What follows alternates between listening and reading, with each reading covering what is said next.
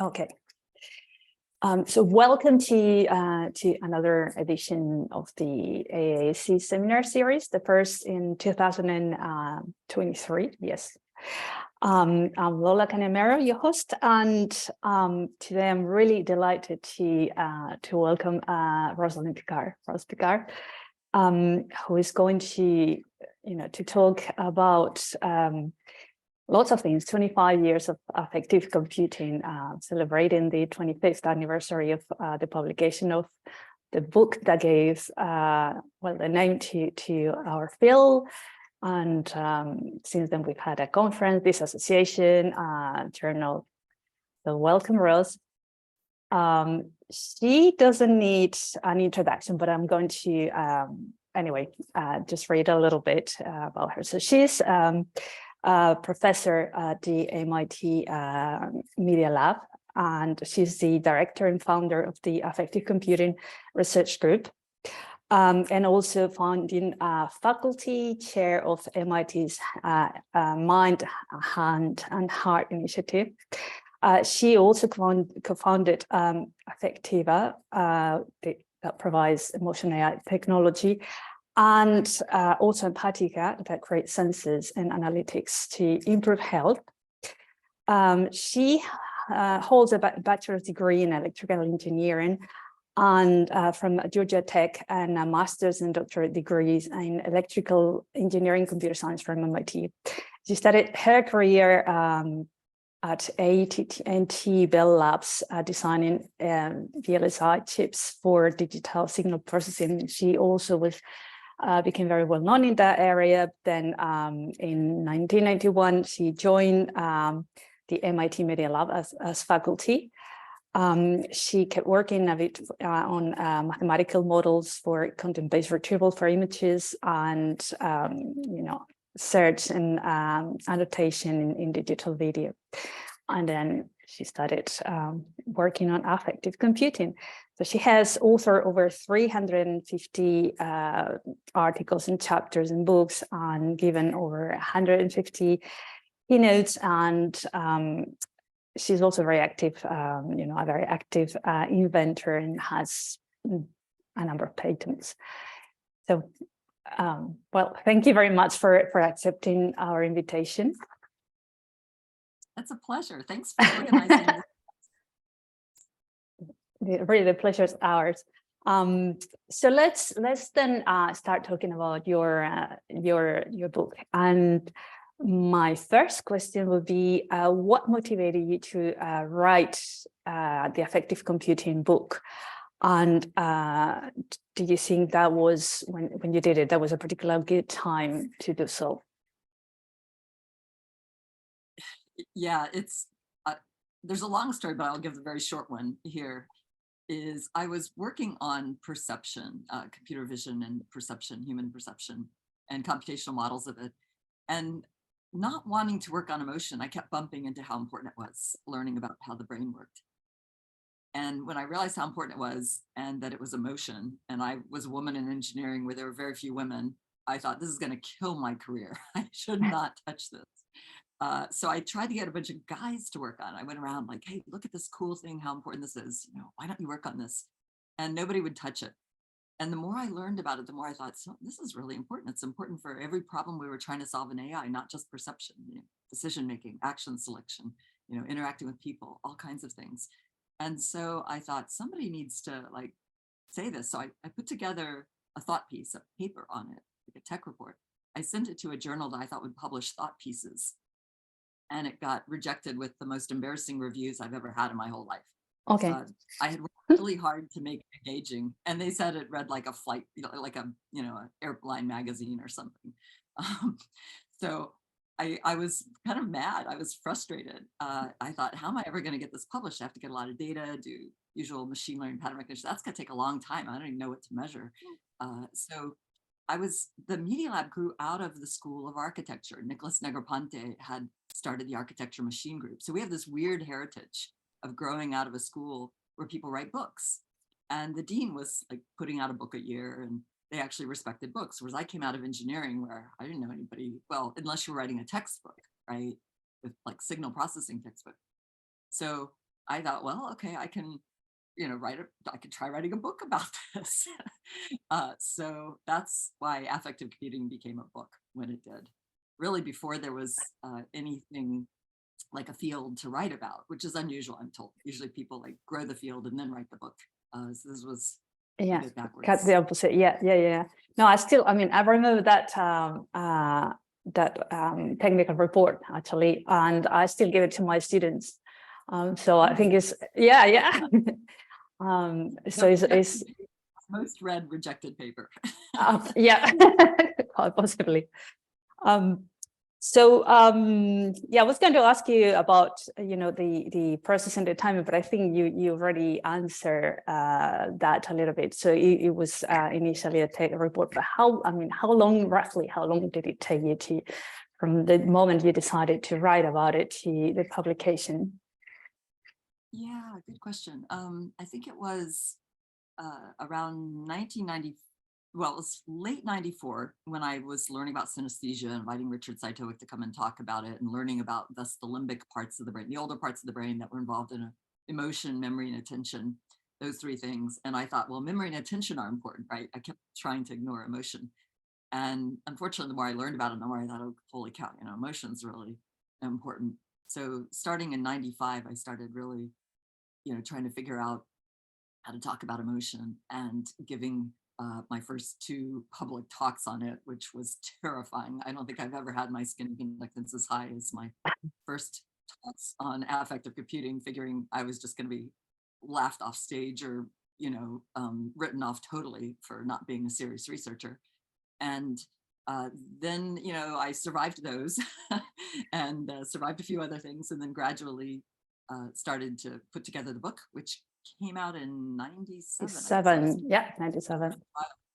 Yeah, trying to finish writing it, which I don't actually recommend being a sleep deprived new parent and trying to write a book. I think most of what I wrote during that time I had to delete.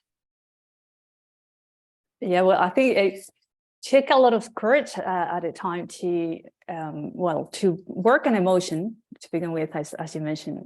People will be maybe not so positive about it, and then to write a book without a field behind it. So as you said, to kick out the domain, and I guess you read loads about all the different aspects. The reference list at the end of your book is quite impressive, but also I guess you talked to loads of people. And I was curious whether there were specific people who had a particularly significant influence, either, through their research or personally through conversations, in your decision to write a book. And yeah, there were a lot of people there. I had read other people's books on emotion and on affective neuroscience, like Tony Damasio's, Descartes' Error was influential. Joe Ledoux's book, his first book. The fact that, again, several people in our lab, like Nicholas Negroponte and our dean, had written books. And I think it was also, there's a book.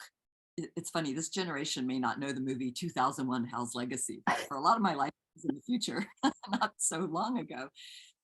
And in that movie, there's a computer, Hal, that is emotional. And in fact, Hal is the only character in the entire film that shows an emotion, other than one moment where this astronaut tenses his lips, upset because of what the computer is doing to him. That's very threatening, but he's still like very unemotional. And this movie by Kubrick and Clark actually had a book with a script about it, that where the computer wasn't so emotional, it was more rational. And there was a book by David Stork written called Hal's Legacy, which had a chapter by like top people in computer science on each of the areas that featured some attribute of Hal, like Hal's ability to play chess, or Hal's ability to use computer vision, or to understand speech. And they were all like super famous people that I had heard of, but there was nobody to deal with Hal's emotion.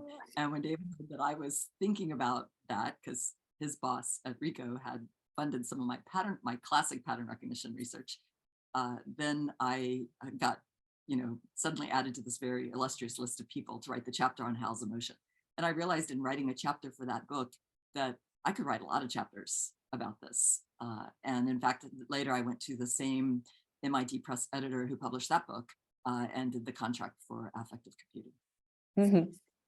Yeah, very interesting. Yeah, I think Hal has influenced a lot of research in AI, that movie, and the computer. Okay. Yeah, although in that movie, it was Hal's emotions that were blamed for Hal acting, which I think is why, like, Kubrick put that in. Clark took it out. When you read the the script that Clark published, the science fiction story that Clark published after the movie, Clark made Hal rational again. Made Hal emotional. And it was fun for me too when I wrote that thought piece on it, the TR. Marvin Minsky in our lab said, "You should send this to to Arthur Clarke, who's his friend." And I'm like, "Oh, that's a little nerve-wracking." Sure, he lives in Sri Lanka. So my paper was sent to Arthur Clarke, who responds to me with this very nice letter about how he sent it to Stanley, which was Kubrick. He just says Stanley, who was working on a movie called AI at the time. Unfortunately, he died before the movie was finished. So Spielberg finished. But I, had this opportunity to, perhaps slightly influence Clark and Kubrick with what affective computing could actually do. Excellent. I wish I could have done that, frankly. So did you expect, and that affective computing will have such an impact in terms of bootstrapping research and a research community?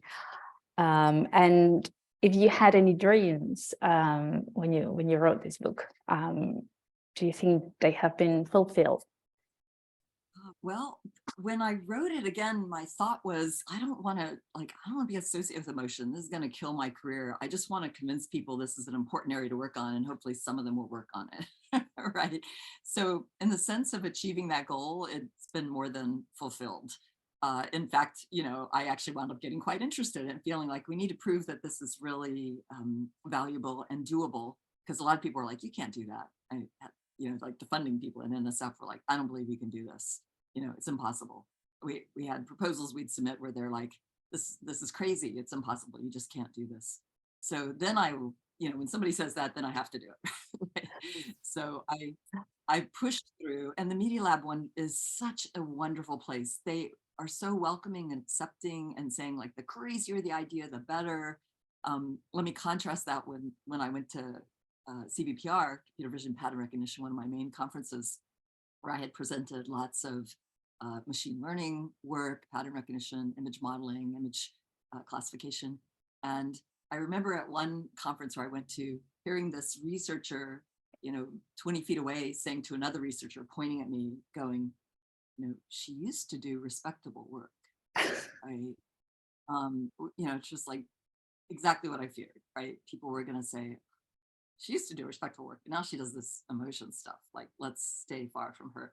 Well, I was very amused about, 4 or 5 years later, when that same researcher came up to me at that conference and said he had started working on affective computing, and could he have some ideas? Brilliant.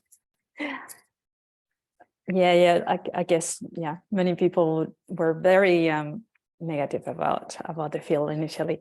And so you thought that, writing a book would be then a better way of, getting people working on the area than, for example, studying a conference series?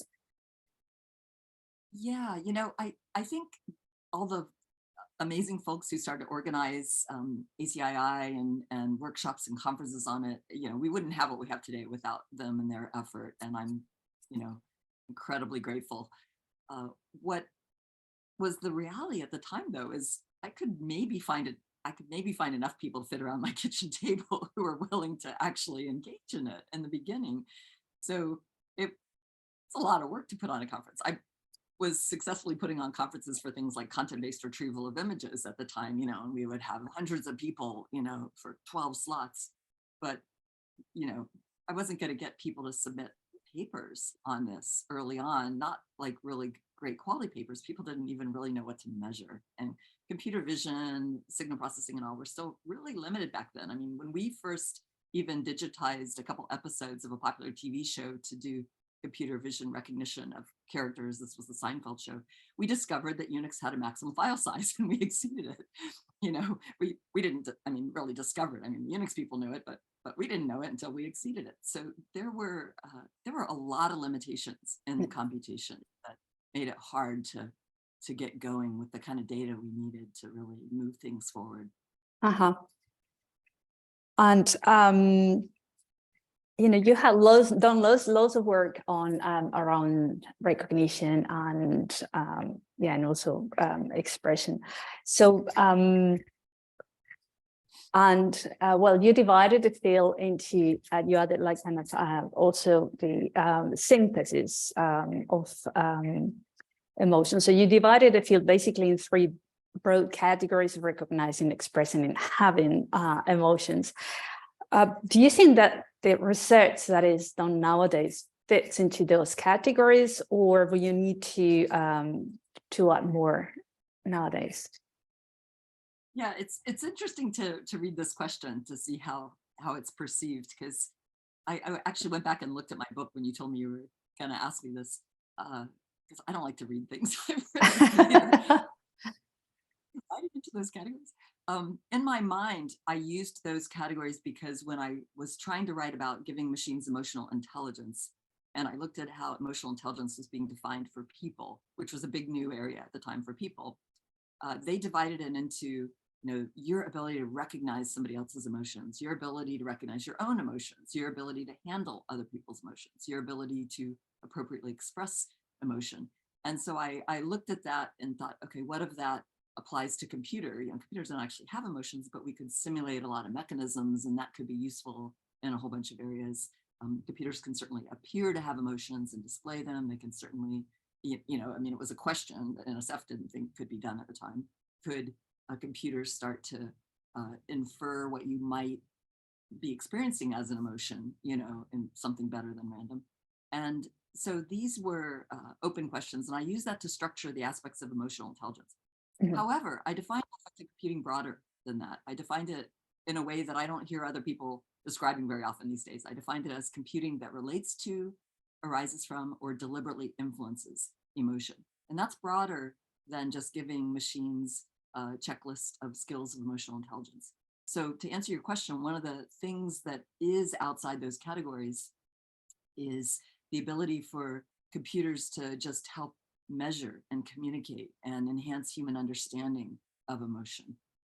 Those are not so much, like, the computer doesn't have to be emotionally intelligent to do that, but those are huge areas of affective computing research today, where we are trying to understand the different components. So like if you were doing weather forecasting and you wanted to measure the components that help you forecast changes in weather, you know, if you want to do emotion forecasting, you want to measure the components that are involved in emotion, elicitation, or, you know, dynamics, then what are those components and how do we measure them and how do we communicate them to people and how do we use them, visualize them, enable people to learn about them and understand them in ways that improve human emotional experience and improve health and other things we can do once we start to make emotion more objective.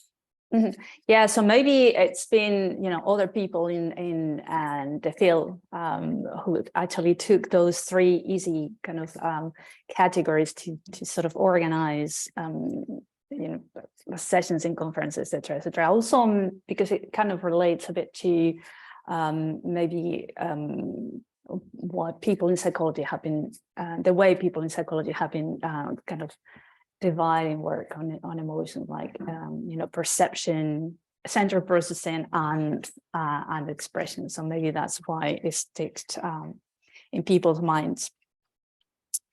From an engineering standpoint, you know, I was a signal processing person. So there's the notion of sending a signal, receiving a signal, you know, Shannon communication theory, and so it was easy to structure it that way, but that was not everything. Yeah, so I think, probably we should, you know, think of these other elements that are actually much more important, as it's said. So is there, anything that kind of worries you about current affective computing research, or some specific aspects of them? Because, for example, there's also, a lot of ethical issues, but I don't know. Yeah. What do you think? Yeah, it's funny. Some people said to me, why did you include a chapter on potential concerns of a technology in your book when there's not even a field yet, right? This is back in the beginning. And they're like, are you trying to start something and you're shooting it in the foot on day one by putting in all these problems? And I thought, well, if these are showstoppers, let's stop the show, right? Like let's be upfront about the problems that this powerful technology could be used to exacerbate. And hopefully with that awareness, people will try to design around those, or make those really hard to happen, and make the good uses really easy to happen.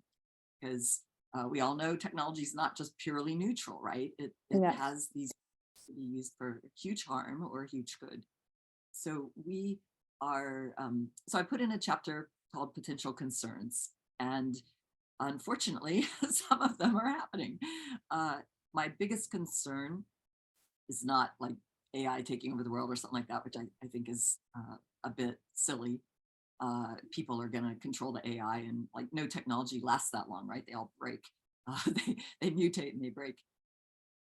However, there is a huge concern, and that is when people who want to control other people in power, decide to use this technology to enhance their power over others, to spy on people, to control people, to manipulate people.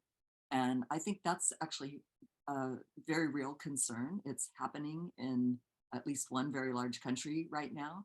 And that is something that I would like to see us as a community not engage in. I would like to see scientists, researchers, engineers question what they're asked to do, and shift. Like if we don't build the bad uses, the bad applications, they won't happen, right? Because the government people usually don't know how to build them. But when we work for them, if we don't say no, put our foot down, or put hooks in that give people control over the situation instead of powerful small individuals control over large numbers of people, then we're building a bad world. So I think we really have to stand up as a community and say what we value, and take action consistent with those values, and speak honestly to each other if we see each other taking actions that are not facilitative of those good values. Yeah, maybe even, in the conference that there have been a few sessions and discussing these issues and working groups. But yeah, we should definitely be more active as a community. Yeah, fully agree. Okay, let's. Oh, by the way, I forgot to tell people in the audience. Please, if you have questions for Roz, write them in the chat at any point, and then she will answer. After we finish chatting, in not long. Something too. I may slip up when I'm talking to you because I know you speak the language I speak, right? Like we know when we say something reads your emotions, that it's not actually like reading your true innermost experience or feelings or whatever. However, there are people in the public who, when we talk to each other with our shorthand, they think it means a lot more than it does. Yeah. Right. You and I, objective outward signals that are combined, usually multimodal, with probabilistic methods to infer, a high probability in a particular context of a certain event that we can say a human would typically label as something that involves an emotion word, right? We have all these conditional clarifications on it. When we say that to the public, they get a little sleepy and they just say, oh, it knows what you feel, right? I'm like, no, it doesn't know what you feel. Doesn't read your innermost feelings or emotions. You know that. But in case we have other people listening to this who don't know that, I just want to be very clear. When you and I refer to that reading or recognizing emotion, we're into something different. Yeah, thank you. Thank you. Very important point. So let's talk a little bit now maybe about your research more than the field. So there's, a huge number of definitions and characterizations of emotions. And is there a specific one that you use or you have in mind when you do work, or maybe you have one yourself, or you take different ones depending on the problem you're dealing with? Or Yeah, usually in my affective computing course, when it's time to define emotion, I say, look, there's this paper by Kleingen and Kleingen in 1991 that categorized 92 different definitions of emotion and suggested a consensual definition also, right? And since then, there have continued to be lots of new definitions, mostly emphasizing one set of features or another for different purposes. And recently I Googled a few others, and they could kind of please certain crowds and be used in certain ways. I think what we may be doing, so long story short, is I tend to talk more about attributes of emotion than trying to define it in a rigorous way. And then when you're doing a particular application, you can define it within that context, right? What it is you're looking for. And that's going to sometimes be a very different definition than in another context.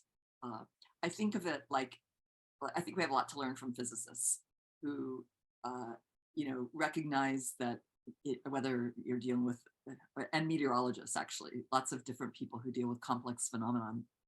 Physicists, when dealing with the complexity of light, argued for the longest time, is it particle? Is it wave?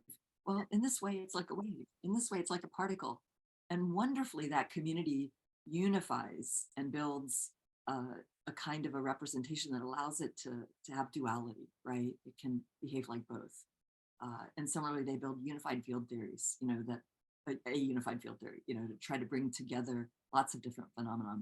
I don't see that happening in the culture of psychologists and emotion theorists. It seems like they're more interested in staking out their own new whatever each time one comes along.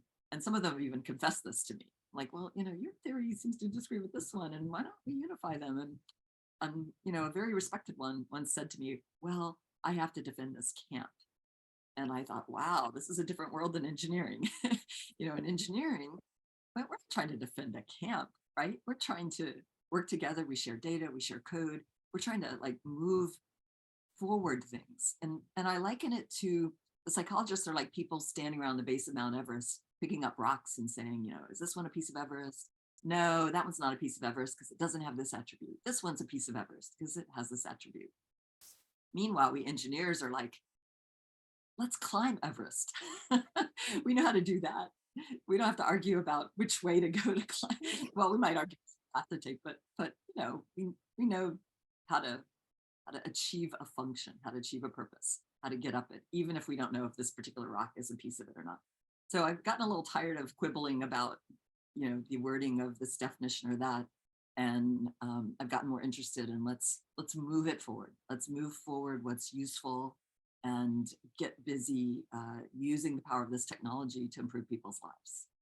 Yeah, maybe that is, our contribution that affective computing can make to emotion research. Actually, move them away from this, battles of words and definitions, and go to try to. Yeah, you can climb it without knowing whether or not each speck of dirt on the ground is a piece of it or not. And I think, I do think that I don't mean to diss all definitions. Actually, I remember, Lola, you and I have had some conversations that I would love to revisit with this whole community if people are interested on the components of emotion, right? You actually did some work I love a long time ago, actually a lot of your work, but a particularly influential thing was your hormonal work, right? These hormones. And I think emotion has a lot of different components, and the hormones are a really important set of signals influencing them. There are additional signals as well. And but is emotion simply hormones? No. Is it simply biochemistry in these signals? No. Is it, I think we engineers are good about not trying to equate that as a definition. I think we have better concepts for saying there are all these components and mechanisms, and they influence in different ways. More like physicists saying, what can we measure? What are the forces working there? What are the dynamics? how do these different components interact? What's homeostasis? Mm. Where's this going? What's forecastable? What's objectively measurable? And so I think the field of affective computing actually could dramatically advance the psychology studies. And I'm excited to see computational psychiatry, I think a little bit more computational psychology, and maybe bringing over our practices of sharing data, sharing insights, and working toward building unified models. I hope we can help advance the state of science with our engineering as well. Yeah, that'd also be my dream. I see a few questions coming up. Maybe, I don't know, would you prefer we finish, well, we go through more questions, or them as they go and come back to yours, or finish yours, either way. Okay, maybe, okay, they're on different topics, but anyway, the conversation is nurtured. So I will maybe skip a few so that people can ask the questions. So what has the biggest or most significant surprise that you have found in your research? And did it take you to a different path? Yeah, I'd say the biggest one that influenced me the most was when we were in the very early days, when we were trying to figure out what to measure, that could give us possible categorizations of somebody's emotion. We started measuring a lot of physiology, and we measured the what we called at the time galvanic skin response. Now we call it electrodermal activity. It's been a lot of bad work under GSR. The real scientists working on it call electrodermal activity. And we measured on the palms, and we measured on the feet, the classic sites. And in the lab, we did all these repeated studies, which convinced us at the time that we don't need to measure it in all these places. One place is enough, and the palms were the most sensitive. So we went ahead with that.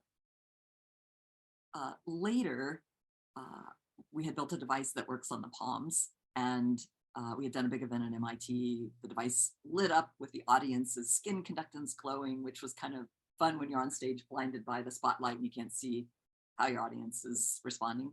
And they glow, right, when something exciting happens. Unfortunately, they also go dim when you do an extended PowerPoint presentation. So that was really humbling. So afterwards, this leader at Slack comes up to me and he says, "Oh, would it work on the wrist?" Not Slack, sorry, Swatch. Comes up and says, "Will it work on the wrist?" And I'm like, "No, it's not supposed to work on the wrist. That's a different kind of sweat glands, blah, blah, blah." I gave him the party line from the literature. Meanwhile, I modified the device, slapped it on my wrist to show him that it wouldn't work, and it lit up. So it was like, oh, well, it's not supposed to work here, but it had quite a good signal. So then I went back and did a lot more measurement and found actually you can get quite an interesting signal related to emotion, not simply thermoregulation on the wrist. So we started wearing wristbands. And one day, a guy from my lab says, could he borrow it for his little brother who was autistic, non-speaking, and he wanted to see what was stressing him out. And we'd been developing it to help people on the autism spectrum communicate. So I gave him not just one, but two. I figured he would use one, then it would break, and he'd use the second one because it was extended over Christmas break. Well, he had a soldering iron. He kept them both working. He put them both on at the same time. It's his little brother. Now, I would have expected the two sides to be identical because my whole concept was that this was just general arousal. And to my shock, one side went through the roof higher than any stress we'd ever seen at MIT. And we think we're pretty good at stressing people out at MIT. We have with Jen Healy, best paper prize of the decade for the work on Boston driver stress. We've done, qualifying exams at MIT. Like, I've seen a lot of stress, and I'd never seen anything like this. One side was higher than I'd ever seen. The other side wasn't responding. Like, how can you be stressed on one wrist and not the other? That, like, the sensors must be broken.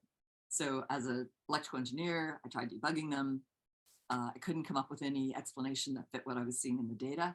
So I called the student at home on vacation. I was kind of nervous about that. I don't want to bother him. Hi, how's your little brother? How's your Christmas? Do you know what happened to the data at this time in the data? And he said, I don't know, I'll check the diary. And I'm like, diary? Like, MIT student keeps a diary of all this? This is like, what are the odds he wrote down this particular date and time, what was happening? But he comes back and he says, that was right before my little brother had a grand mal seizure. So I suddenly had to learn about seizures. And for those of you who don't know what they are, it's unusual electrical activity somewhere in the brain. And it can start local and just cause a funny little sensation, or you may not even notice it, or it can spread over the whole brain and cause you to lose consciousness and shake. And in this case, the seizure we believe started locally and then spread. So I called the head doctor for epilepsy surgery at Children's Hospital Boston nearby, screwing up my courage and saying, Dr. Mattson, do you know if it's possible that somebody could have a huge, I wanted to sound more medical. So I said sympathetic nervous system surge, because that's the dominant part of the autonomic nervous system contributing to the skin conductance increase. I didn't want to tell him on one side because I figured he'd hang up on me. But I said, do you know if it could be a huge sympathetic nervous system surge 20 minutes before a seizure? It's what it said in the data at the time. And he said, that's interesting. I don't think so, 20 minutes before. But he says, we've had people whose hair stands on end on one arm before a seizure. And I said, on one arm? And then I told him this was on only one side. And he got very interested. And next thing we knew, we were making a bunch more devices, getting them safety certified, running them through Children's Hospital Boston, 90 children, undergoing 24-hour electroencephalograph recordings on the scalp, video, called video EEG, gold standard monitoring, ECG, and now EDA, electrodermal activity on both wrists, where we could start to learn these mappings between what's happening in the brain and what's happening with the skin conductance. And we did find not an advanced predictor at that time, although Mayo Clinic now has found significant advanced information using our sensors that came out of this. But we did find significant peaks related to this seizure activity and a whole lot of other interesting information in them that we are continuing to learn about, and that has led us on a fascinating journey about the connections between the brain, these emotion centers in the brain, and the peripheral physiology that we had thought from 100 years of literature was just very simply arousal. And now it turns out that it's much more interesting than that. Mm-hmm. So if you had to choose just one, one result or one technology or one project of everything you've done so far, would it be that one or would it be something else? Well, that one took me quite a bit of time and two companies before we got it commercialized. Affective started it, and then the CEO decided hardware was hard and canned it, and medical was too hard. Empatica, amazing team of people, picked it up and built a much better version of it than anything we had ever done, both hardware and software, and got it FDA cleared multiple times, different age groups, and new devices FDA cleared. I'm wearing Embrace Plus today, which is super amazing. Also recently got several FDA clearances. And with that, they're now out there with patients using this one, Embrace 2, that is alerting to seizures. And I hear from families, like one stopped me on the sidewalk the other day saying, this device saved his daughter's life. Wow. I said, well, actually, got your mom, got you there to save your daughter's life, right? It's not, our device is not saving her life, but to be a part of that, right? To get a manifestation of a signal, related to emotion deep in the brain. And this is where, like, people don't call a seizure emotion. All the seizures can trigger some emotions depending where they are in the brain. But these most deadly seizures, and people should know that if you or somebody has seizures, they are costly in terms of lives. Every year, they're the number 2 cause out of all neurological disorders of years of potential life lost. And if somebody has, in particular, a grand mal seizure, they should not be alone when they have it. Somebody needs to be there to check on them. Just having somebody present is associated with more than 65 times difference odd ratio in people living after these seizures.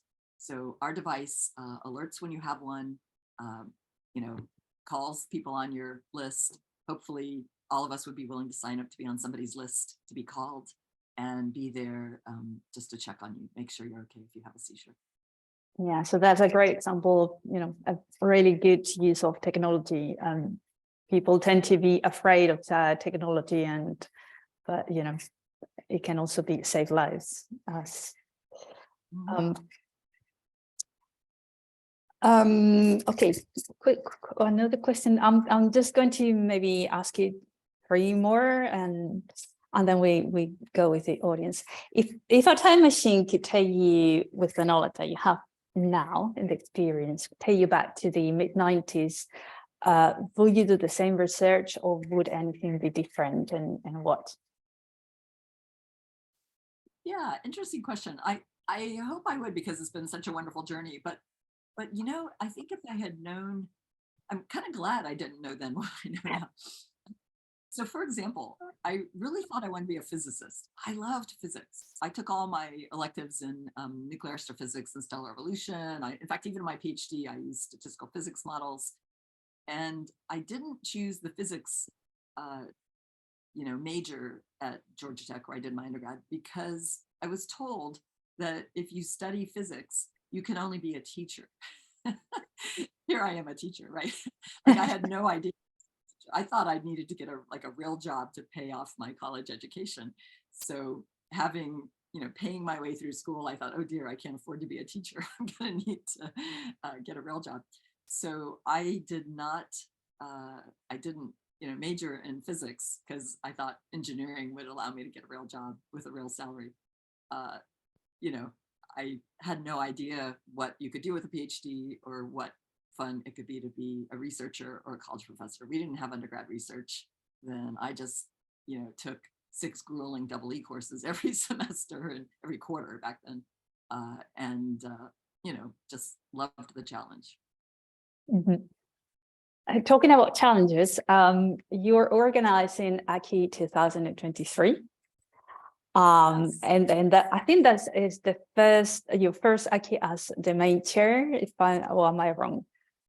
I think that might be. I had to go back and double check, because when it comes to actually doing the work, you're right. It's the first time I've actually helped put in a whole lot of work. I've had the, maybe undeserved honor of being. Yeah, you have been on the committee, but it's the first time you have it at your place as well. Yeah, I looked, and there was an international conference on affective computing and intelligent interaction in Beijing in 2005, and another one in Lisbon. And I am listed as a co-chair of those. But I think it was mostly people being nice, and maybe helped with a few little things. But this time we are hosting it in my background image here in the MIT Media Lab, and I have to do real work. So, on the program committee is doing real work, and my co-chairs are doing a huge amount of work too, Asan Hook and Yost.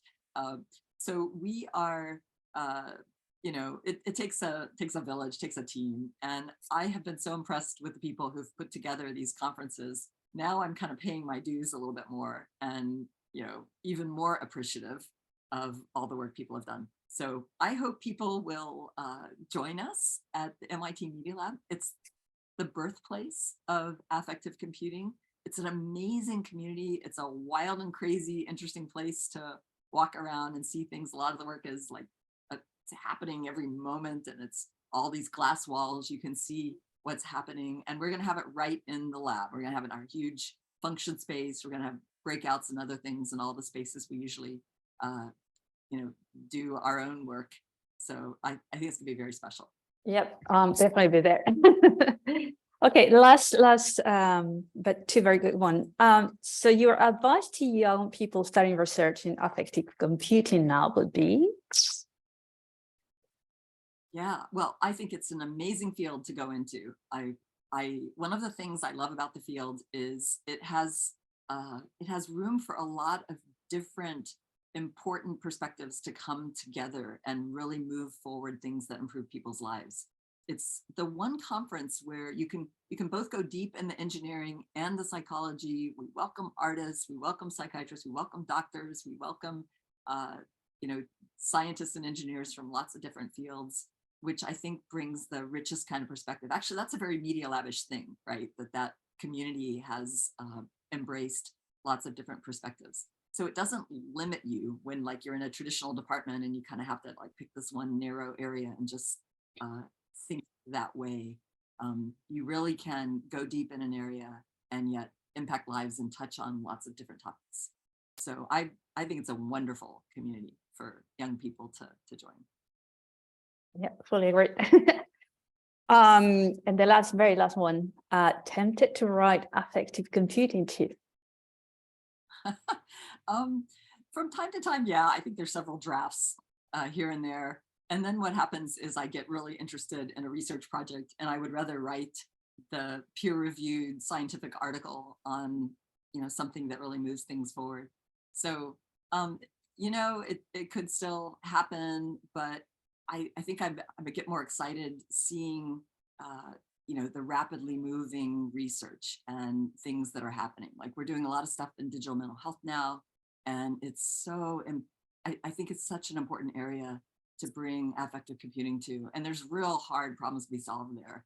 And like, the point of that book was to, in my mind, was to get people working on it and hopefully frame it in a way that honored and respected people's feelings, like saying people's feelings matter. Let's show respect for them. Let's be concerned about protecting their privacy and things like that. So that was in that book. By the way, the book also talked about context and how important that was in recognizing emotion. I know that's become a new important topic, but it actually was there from the beginning. So there's a lot of things. I think, the book was kind of like launching the birds out of the nest. They're out there now, they're flying around. Now we've got to build other things with them and continue to do high quality work and protect people. I think we do need to maybe do a little bit more on the helping build regulations and a safe, caring ethic and, tools that help people do the right thing with the technology. Thank you. Okay, so maybe let's have a look at those questions that people have written to you. Let's see, maybe if you read them out loud, or should I read them? Why don't you pick what you want to start with? Because you've asked about a bunch of these sort of overlapping pieces. Okay, so just ask about the definition. Isn't defining emotion a bit like defining cognition or defining behavior? If you want to cover too much, you get very broad. Otherwise, you end up talking about attributes of, as you said. Yeah, actually, I think he just said he left. Yeah, unfortunately, he did leave, but I think the question is still interesting for people. That's a good point. There are different, different contexts in which different definitions achieve certain purposes, right? And there's kind of the dictionary broad definition that you can look at 5 different dictionaries and they'll tell you 5 different things. In fact, actually, you could take the cognition definition and take out the word cognition and put in emotion. And a lot of the parts of the definition hold if you change knowledge to feelings and stuff like that. I mean, there are different games you can play with the definitions depending what you're trying to achieve. But again, I would not be hung up on the definitions. Otherwise, you'll spend the rest of your life at the base of the mountain, right? Instead of climbing it and making things happen. I have yet to find a problem that requires the perfect definition before you can start solving the problem in affective computing. Yeah. And a related one then is, do you find talking about attributes instead actually reduce public confusion?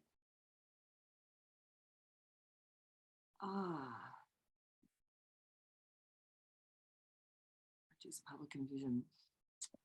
Gosh, I think public confusion is going to happen kind of no matter what. Regardless. Yeah,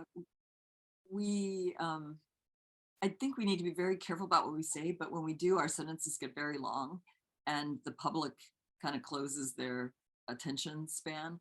And so sometimes it's better to just say, no, it's not reading your feelings, as opposed to say very precisely what it's actually doing. And that may help the public more, right? Like it's reading, you can fake a smile, right? It can see your lip corner go up. It can see your cheek raise.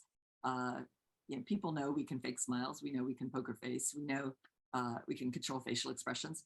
However, we also know that in certain contexts where we're really engaged with something else and a certain thing happens that surprises us, probably our eyebrows will shoot up, unless we Botoxed them or something.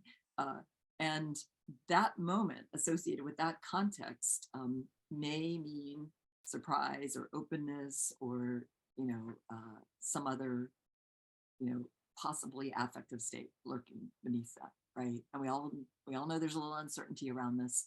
So reminding the public of things like that, I think, is sometimes important. There are people out there who've been teaching kids with autism that smile means happy, and that's dangerous. We need to stop that, right? Smile can also mean you're frustrated. The guy who sees his boss is smiling with frustration and thinks the boss is happy might be the end of his job. Yeah, I think this is related, actually very interesting, related to another question you have here. Lisa Feldman-Barrett mentions that there is no universal emotion categories, though the field is still largely doing research based on this, as far as I can see. What do you think about that? Let's see. Lisa has been trying to be a force opposing Ekman. So a lot of her language, I think, is set up to get people to back off of Paul Ekman's universal emotion categories. I think when you have criteria that are the classic psychology criteria of, like, you have to measure this one thing for the whole group and it has to consistently show this, significantly different than this, you can find lots of cases where the real world doesn't fit that. And then there's a tendency sometimes to go to an extreme and say, and therefore that doesn't exist. I don't think it actually means it doesn't exist. And this is one of these arguments that quickly gets into the semantics, depending what you're referring to. So I don't think we're going to resolve it here without like a lengthy session deciding what we mean by universal category and emotion. I do think that style of research is probably not going to lead to a lot of, it used to lead to a lot of published papers, but it doesn't really lead to things that improve people's lives from what I've seen. What does lead to things that improve people's lives tends to be more personalized, more adaptive, more understanding, not just what's on somebody's face or a particular, pitch and volume and other features changing from voice or vocal track. But it's a rich multimodal inference in a context. We've been saying this from day one in affective computing. And when you do that, you can build useful systems that do a better job of guessing, if you want to say that, instead of understanding what might be going on with a person and responding to that in a useful and productive way. So if your criteria is doing things that are useful, that improve people's lives, whatever it is you want to call the stuff we're measuring, it's useful, right? If you're going to demand that it meets this classic criteria of, single physiological range across everybody associated with this label, across all contexts, then, well, first of all, I just think that's a broken set of criteria. But that seems to be the criteria that I believe she was using when she made that statement. Mm-hmm. Yeah. You mentioned, you've mentioned a few times autism, and you mentioned an example of teaching people, oh, this is smile means happy, blah blah blah. So you have a question related to autism, but it says, do you think there are a lot of autistic researchers in this field, and what might be an effect of this? Interesting. My understanding of autism is it's kind of an umbrella word for a lot of different criteria, and they've been changing them in the DSM in America that they use for diagnosing this and changing the labels. But generally speaking, although Gaussian is one dimension, right? We think of a Gaussian with a big lump and then long tail, infinite tails, right? So everybody's in the tail. And similarly, when you think of an autism spectrum, it has, clumps around certain clumps of attributes, like, for example, people who might have a lot of aversion to social situations. Maybe they have super high enhanced perceptual abilities. And so every movement of the eyes is stressing them out and trying to process that simultaneous with speech. And somebody's perfume, quickly is like an assault on their sensory system. they're overloaded. So they're on these tails of sensory processing, and they're on these tails of cognitive perception. And they get on enough of those tails that they get the label called autistic, or a certain category of autism. When it comes to that, very severe category where it's really hard to communicate, it's pretty hard to function in some of the kinds of communities we built, although the pandemic nicely has allowed more people to work at home, which I think is expanding opportunities for people on the autism spectrum. But that said, in engineering and computer science, we are very friendly to people who are on the spectrum at all places of the tail. And so I think if we have more people on the spectrum, that's wonderful. I welcome them. I love the way their minds work and the way that they systematically process information. And personally, I have learned more from people on the spectrum really than anybody. I mean, they've been incredible teachers for me and have profoundly influenced the work that my group and I have done. And I guess, well, from conversations with you, also very willing to share, how they experience things with you, how to, very willing to share. Very authentic, open, honest, direct. Yeah. So direct that you better have a thick skin. I remember one of them saying to me, Roz, I think affective computing is just a really bad idea. It's completely wrong. Like, I don't want computers to have any emotions or eyeballs or anything. That freaks me out. Could you just turn all of that off? And actually, in the early days of affective computing, I did write about this. I like how it could be an equalizer. Okay? So you and I are communicating, and affective signals drive you crazy. So it could neutralize all of mine, right? For somebody else, maybe who wants them exaggerated so they can see them better, or wants them labeled so they can have a chance of understanding them more, that could be an asset, right? So the technology inserted between us, under our control, under our fully informed consent, helping us learn how to communicate better, could be useful in that case. And it could serve both the person who wants less and the person who wants more. Mm-hmm. Okay, there's another one about ethical issues, but it's also related to general, to intelligence, etc., etc. So about ethical issues, you mentioned the research's responsibility to avoid working on ethically problematic applications. On the other hand, can't we make a point that in the context of the possible development of AI, artificial general intelligence, in the coming years or decades, AI without affects would indeed have a very dangerous potential, drawing a parallel with the studies of war criminals dramatically lacking empathy? Yeah, it's interesting. I mean, machines don't feel, right? They can give the appearance of feeling, but they don't have feelings. And ultimately, it's how we craft their ability to communicate as if they do. Like with Jonathan Klein years ago, we built what I thought might have been at the first time, the first system to express empathy in an interactive context.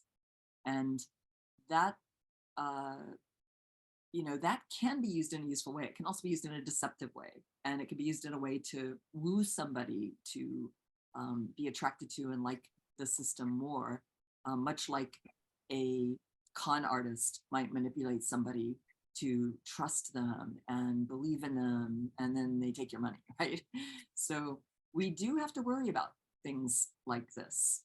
But I don't think it's quite like it is in the movies, where the computer gets emotional and runs amok, and unless we program it to do that, right? It is up to us. General society that doesn't program computers doesn't realize that these things don't just happen without, one of us saying, I'm going to allow the program to do this. Mm-hmm. Thank you. I don't know how much more time you have. Maybe 11. I know some people may have to hop off, in which case I'll say farewell, but I am happy to hang on for just a few more minutes, maybe. Okay, brilliant. So, okay, you have two questions. So one is, what are your views on emotion regulation? And okay, maybe that one, and the other one is a bit related to kind of emotion as such. So I'll ask it later. So your views on emotion regulation. My views on emotion regulation. Well, it depends Yeah. who's doing the regulating. Are we talking about society regulating, like the EU is proposing to prevent employers from processing affective data? Or are we talking about somebody trying to regulate somebody else's emotion, like in a prison? Or are we talking about people learning how to better regulate their own emotion? I don't know if there's a clarification. Yeah. So who wrote that question? The person who wrote the question, could you either type it or maybe they open the microphone?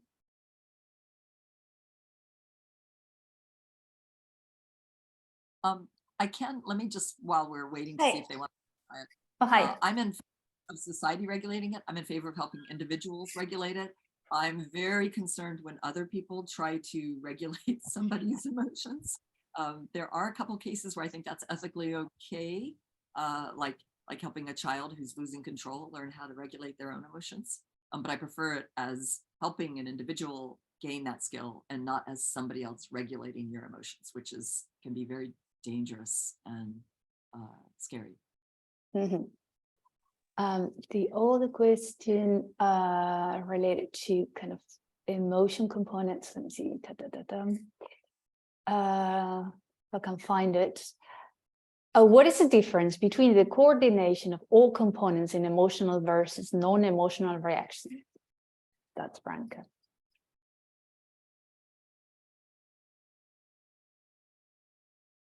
Sorry, I'm not sure. What is the difference between the coordination of all the components in emotional versus non-emotional reactions? Branka, can you maybe clarify the question? Yeah, can you hear me? Yes. Okay. Well, I know Shera's model of different components of emotions, which says that they are coordinated or synchronized. Now, I see that actually all these components that we call emotional components are also coordinated and synchronized if I go and catch a tram. So what is the difference between catching a tram where I need a lot of coordination of my cognitive, motor, and all the other components, and when I have an emotion? So non-emotional versus emotional coordination of components. That's my question. That's a great point. So this is a case where describing a mechanism involved in, many kinds of emotions that we've studied is present. So it may be an active component of regulating and dynamically organizing, but it is not equal to the emotion, right? Because you've clearly given a nice example where it shows up with other things too that we think of as non-emotional. So it's insufficient, right? It may be necessary, but not sufficient for that. And this is where, we could get into a lot of more detailed discussions about which components, just because they're present, are they really necessary? If they're present, are they present all the time? Are they, specifically present to emotion, not to other things? And almost never. I have an idea. I have an idea, actually. Don't know if you want to hear my idea, but my idea is that all these different components, whether they are autonomic reactions or whatever, if they go out of a certain range of normal absorption of normality, let's say, then they are perceived as emotion. I like that. If they are within the range, then they are not perceived as emotional, but I'm just catching my tram. Yeah. But if they go out of the range, then it would be felt as exceptional, emotional, and the sign is irrelevant. Not only when it's out of range upwards, but also downwards. This is then why we distinguish sadness or depression from euphoria. Yeah, it's also out of range. Parts of what you're saying. One challenge is it's got the word perception in it.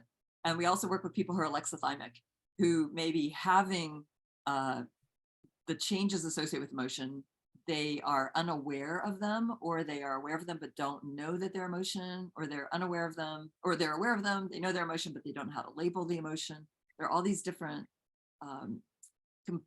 kind of layers around having it and feeling it and knowing it and labeling it that come into these definitions also. So when you say, when they perceive it as a criteria of having it, we have a little problem there for people who have a little broken component in part of that perception. I think they can still have the emotion even when they're not necessarily aware of it. So it gets complicated quickly, but I think we're out of time.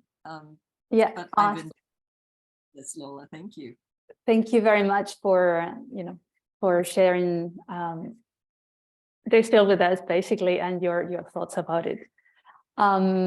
Okay, so I think this puts an end to today's seminar, and unless you had to leave now, so just unless there's a last question about art, whether you have any current collaboration with creatives. I have a little bit, but not like Aaliyah's saying. And hi, Aaliyah. Aaliyah is one of my former students. You need to email me. Let's get together. We need to do more. I've got some people knocking on my door about that, and some opportunities to collaborate. And I think there's a lot we can learn from artists. We have learned from artists, a very important part of shaping our future vision. And also, I would say for the ethics, we really need the artists to speak out about where things can go wrong and help us see it before we accidentally build something that makes that easier to happen. So please, if you're an artist, or please speak up and help us all work together to build a better future with this powerful technology. Yeah, I think that's a great way to end the seminar. Thank you very much again, Roz, and thank you all of you, everyone who's attended and contributed or not contributed questions. Thank you for being there, and hopefully see you next month. Bye, everyone. Thanks. Thank you.